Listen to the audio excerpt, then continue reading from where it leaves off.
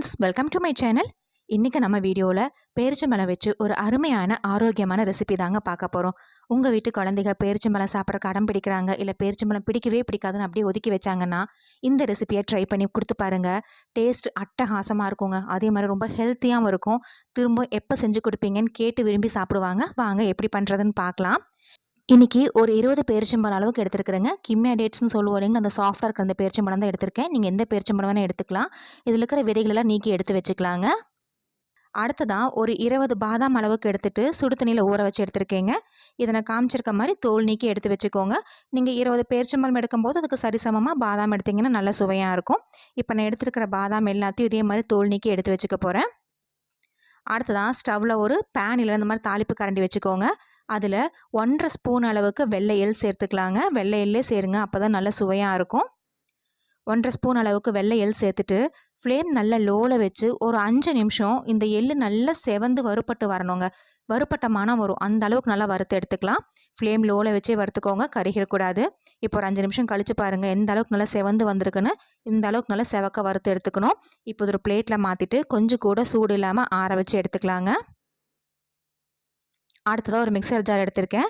அதில் நான் ஏற்கனவே எடுத்து வச்சுருந்த பேரிச்சம்பழத்தில் விதைகளெல்லாம் நீக்கிட்டு கழுவிட்டு இது கூட சேர்த்துக்கலாங்க. நீங்கள் கொஞ்சம் பேரிச்சம்பழம் கெட்டியான பேரிச்சம்பழம் எடுத்திங்கன்னா தண்ணியில் ஒரு 10 நிமிஷம் ஊற வச்சுட்டு அதுக்கப்புறமா மிக்சர் ஜாரில் சேர்த்துக்கோங்க. இப்போ பேரிச்சம்பழம் சேர்த்துனதுக்கப்புறமா பாதாம் தோல் நீக்கி வச்சுருக்க 20 பாதாம் அது கூட சேர்த்துட்டு இது கூடவே நான் வறுத்து ஆற வச்சுருந்த வெள்ளை எள்ளும் சேர்த்துக்கிறேங்க. இதெல்லாத்தையும் சேர்த்துட்டு இது கூட 100 மில்லி அளவுக்கு தண்ணி சேர்த்து அரைச்சிக்க போகிறேன்.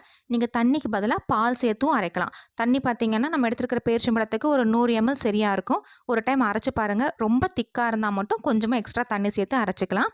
இப்போ நான் தண்ணி சேர்த்துனதுக்கப்புறமா அது நல்லா ஃபைன் பேஸ்ட்டாக அரைச்சி எடுத்துக்க போகிறேன். நீங்கள் பால் சேர்க்குற மாதிரி இருந்தால் காய்ச்சி ஆற வச்ச பால் சேர்த்துக்கோங்க. பாருங்கள், இந்த மாதிரி நல்ல மைய விழுது அரைச்சி எடுத்துக்கணும். இப்போ நான் சேர்த்துனா அந்த 100 ml தண்ணி எனக்கு போதுமானதாக இருந்துச்சு. இப்போ எடுத்து இது ஓரமாக வச்சுருவோம். அடுத்ததான் ஸ்டவ்வில் ஒரு பேன் வச்சுக்கலாங்க. பேன் நல்லா சூடானதுக்கப்புறமா அதில் 1 டேபிள் ஸ்பூன் அளவுக்கு நெய் சேர்த்துக்கலாம். இதுக்கு நெய்யும் அதிகமாக தேவைப்படாதுங்க. 1 டேபிள் ஸ்பூன்லேருந்து மேக்ஸிமம் 1.5 டேபிள் ஸ்பூன் அளவுக்கு நெய் இருந்தாலே போதுமானதாக இருக்கும். நெய் நல்லா இழகினதுக்கப்புறமா இது கூட 3 ஸ்பூன் அளவுக்கு கடலை மாவு பார்த்திங்கன்னா நல்லா தலை வலிய 3 ஸ்பூன் அளவுக்கு சேர்த்துக்கிறேன். ஒரு கப்பு கணக்கில் எடுத்திங்கன்னா ஒரு 1/4 கப் அளவுக்கு கடலை மாவு சேர்த்துனிங்கன்னா போதுமானதாக இருக்கும். கடலை மாவு சேர்த்துட்டு ஃப்ளேம் நல்லா லோவில் வச்சு ஒரு 5 நிமிஷம் இந்த நெய்யிலேயே கடலை மாவை நல்லா வறுத்து எடுத்துக்கணுங்க. கடலை மாவோட பச்சை மணம் மாறி நல்ல வறுப்பட்ட மனம் வரணும், அந்த அளவுக்கு நல்லா வறுத்து எடுத்துக்கணும். இப்போ நீங்கள் சேர்க்குற நெய் எல்லாமே முதல்ல கடலை மாவை இழுத்துட்டு அப்படி நல்லா வறுப்பட அப்படியே நெய் விட்டு வரும். ஒரு 5 நிமிஷத்துக்கிட்ட நான் காமிச்சிருக்க மாதிரி நல்லா வறுத்து எடுத்துக்கோங்க. உங்களுக்கு இது கரெக்டான பக்குவம் எதுன்னு பார்த்தீங்கன்னா அந்த கடலை மாவு நல்லா நுரைச்சி வரும், அதுதான் நமக்கு கரெக்டான பக்குவம். இப்போ நான் காமிக்கிறேன் பாருங்கள். கடலை மாவு அப்படி லைட்டாக நுரைச்சி வரும் பாருங்கள். இந்த மாதிரி நல்லா நுரைச்சி வரணும். இந்த மாதிரி நுரைச்சி வர டைமில் இது கூட நம்ம ஏற்கனவே அரைச்சி வச்சுருந்த பேரிச்சம்பழத்தை விழுது சேர்த்துக்கலாங்க.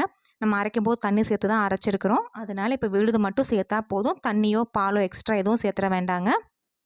ஃப்ளேம் நல்லா லோவில் வச்சுட்டு நம்ம வறுத்து வச்சுருந்த கடலை மாவு கூட இந்த விழுதெல்லாம் சேர்த்துனதுக்கப்புறமா கைவிடாமல் ஒரு 5 நிமிஷம் அந்த கடலை மாவும் இந்த பேரிச்சம்பழம் விழுதும் நல்லா கலந்துடணும். அந்தளவுக்கு நல்லா கலந்து எடுத்துக்கலாம்.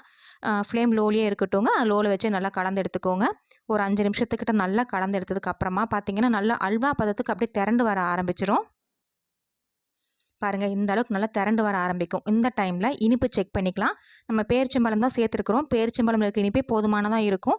திருப்பி நம்ம எள்ளும் பாதாமும் சேர்த்துருக்கறனால இனிப்பு கொஞ்சம் கம்மியாக இருக்கிறனால நான் ஒரு 4 ஸ்பூன் அளவுக்கு நாட்டு சக்கரை சேர்த்துக்கிறேன்.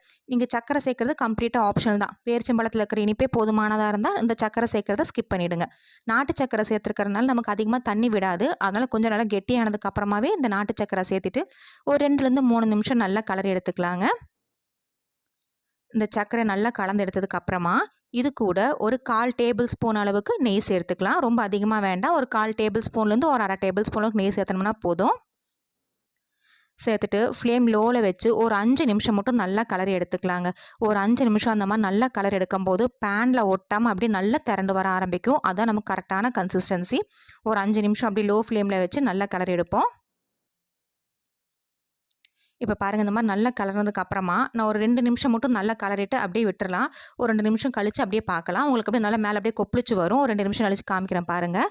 பாருங்கள் இந்த மாதிரி சைடில் அப்படியே லைட்டாக கொப்பளிச்சு வர ஆரம்பிக்கிற டைமில் திரும்பி ஒரு டைம் பரட்டி விட்டிங்கன்னா அப்படியே பேனில் ஒட்டாமல் சூப்பராக திரண்டு வருங்க. இதுக்கு நம்ம கரெக்டான கன்சிஸ்டன்சி. இதுக்கு மேலே பொடியாக நறுக்கின முந்திரியோ பாதாமோ உங்கள் விருப்பத்துக்கு தகுந்த மாதிரி எந்த நட்ஸ் வேணால் சேர்த்துக்கலாம். நான் இன்றைக்கி இதுக்கு மேலே பொடியாக நறுக்கின முந்திரி ஒரு கைப்பிடி அளவுக்கு சேர்த்துக்கிறேங்க. சேர்த்துட்டு இது கூடவே ஒரு 1/2 டீஸ்பூன் அளவுக்கு வெள்ளை எள், வறுத்த எள் இல்லை வறுக்காத எள் இது வேணால் சேர்த்துக்கலாம். நான் இன்றைக்கி 1 டீஸ்பூன் அளவுக்கு வறுக்காத எள் அப்படியே சேர்த்துக்கிறேன். சேர்த்துட்டு லைட்டாக கிளறி விட்டு நீங்கள் பிளேட்டில் அப்படி ஸ்ப்ரெட் பண்ணிவிட்டு பர்ஃபி மாதிரி கட் பண்ணியும் கொடுக்கலாம். இல்லை சின்ன சின்ன உருண்டைகளாக பிடிச்சி அந்த தேங்காய் மேலே அப்படியே மேலால் பரட்டியும் கொடுக்கலாங்க. நல்லா டேஸ்ட்டாக இருக்கும். இல்லை எதுவுமே வேண்டாம் அப்படின்னா இது அப்படியே அல்வா மாதிரி கொடுத்தீங்கனாலும் சாப்பிட்றதுக்கு அவ்வளோ டேஸ்ட்டாக இருக்கும். நம்ம வறுத்து சேர்த்துருக்கிற அந்த எள் மணத்தோட மேலே அப்படியே தூவி விட்டுருக்க அந்த எள்ளோட சாப்பிடும்போது ஒவ்வொரு கடையிலும் இந்த எள்ளு தட்டுப்படுங்க. அவ்வளோ சூப்பராக இருக்குங்க. ஃப்ரெண்ட்ஸ், நீங்களும் இந்த சுவையான ஆரோக்கியமான பேரிச்சம்பழ ஹல்வா ரெசிபியை ட்ரை பண்ணி பாருங்கள். ட்ரை பண்ணி பார்த்துட்டு உங்கள் கமெண்ட்ஸுங்களை சொல்லுங்கள். உங்களுக்கு இந்த வீடியோ பிடிச்சிருந்தா மறக்காம நம்ம சேனலுக்கு சப்ஸ்கிரைப் பண்ணுங்கள், லைக் பண்ணுங்கள், ஷேர் பண்ணுங்கள்.